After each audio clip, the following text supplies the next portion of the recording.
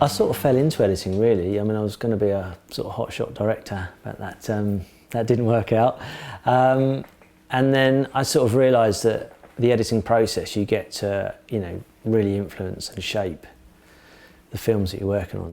What helps is a desire to want to tell stories. I think that's the first thing. And I'd like to say a good sense of sort of performance. So the sort of stuff that I do, mostly comedy, I think you've got to have a good sense of what makes you laugh. I mean, that's often what I when I watch rushes, when I watch absolutely everything when I'm on a project and cutting a scene.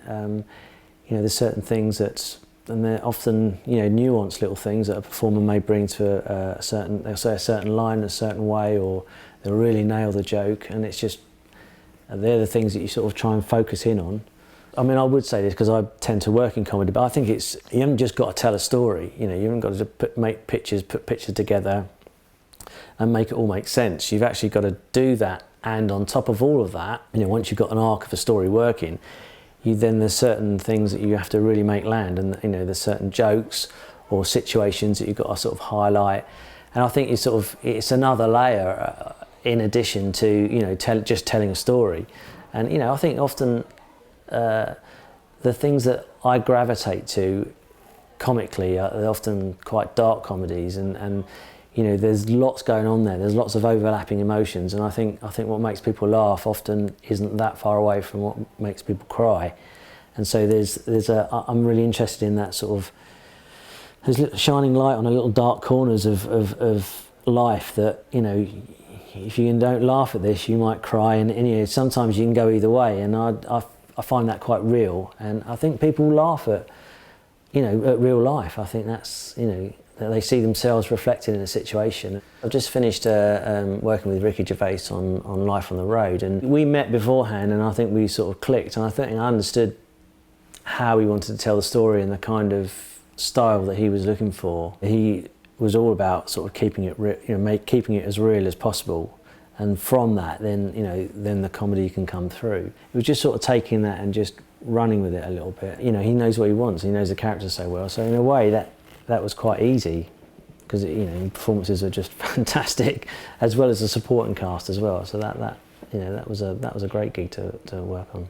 The clip that I've just shown on the Edit Fest, that was from a show called Veep. That was actually from the season finale, and that was particularly technical. There was huge amounts of green screen, and so there was lots of layering to that. And whilst I focused on cutting the actual scenes and the performance, I had two brilliant assistants who then worked on. I could give sequences once they were cut, hand them across because we're all linked in, and they would then sort of fill in the green screen shots, both in the hotel room and also in the TV studio was all green screen. So all of that had to be laid in and built. And so there's this constant dialogue with me and the two assistants, and then the other company who were providing all the elements. So that was a really sort of, cooperative, collaborative way of working. And without those assistants, I'd have got lost, because there was enough just focusing on what was quite an intense episode. And I think Avid came through, and it made it, thanks to their technical expertise, it made the whole thing, the end result looks great, I think. I'm that old, I remember editing on tape. That's how I first started. And then I was working on this show where Avid were trialling their first piece of kit, and we had I remember 9 blocks of storage. There were 9 gigs, and they were about that big. They were the size of a massive house brick. You only had one of those, and so I learned on Media Composer. I haven't found a system that works any better. I mean, I'm just very comfortable with Avid. It's just like an old pair of shoes. I just know where I am with it, and yeah, it works for me really. We all have our sort of templates set up and our timelines in a certain way. A lot of the stuff I do now, projects are shot on 2 cameras, so the quad split is always that's sort of the way of working now. The rushes come in, then literally I start cutting scenes the day after they begin shooting, and then at the end of that week, all of the scenes that I've edited will get put up onto an FTP site. They get uploaded.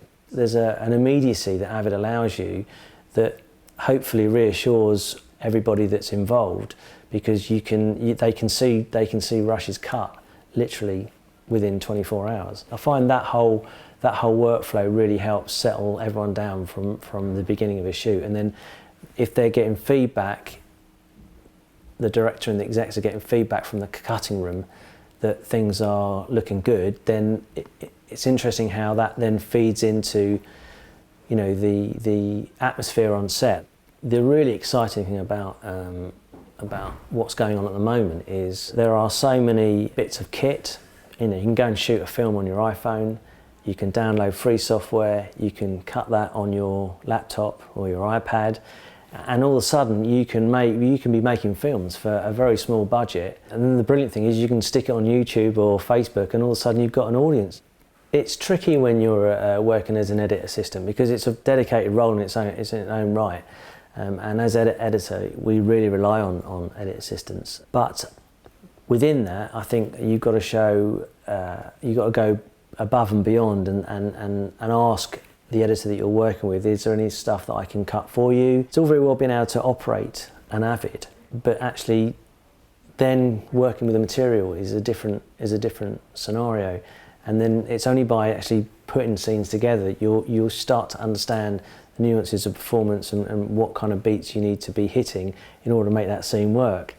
So I'd say, you know, absolutely, if you're an assistant and you want to progress, you've got to start demonstrating that you can actually cut, because actually a lot of assistants don't. I think that's the kind of thing that you need to do in order to step up, and because the other thing it does is it gives you time, give you experience to deal with people in the cutting room, because I think that's a large part of what makes a good editor. You've got to deal with, you know, tricky situations and do all of the functions, but, you know, operate with someone in quite a confined space often. So that's part of the trick, I think.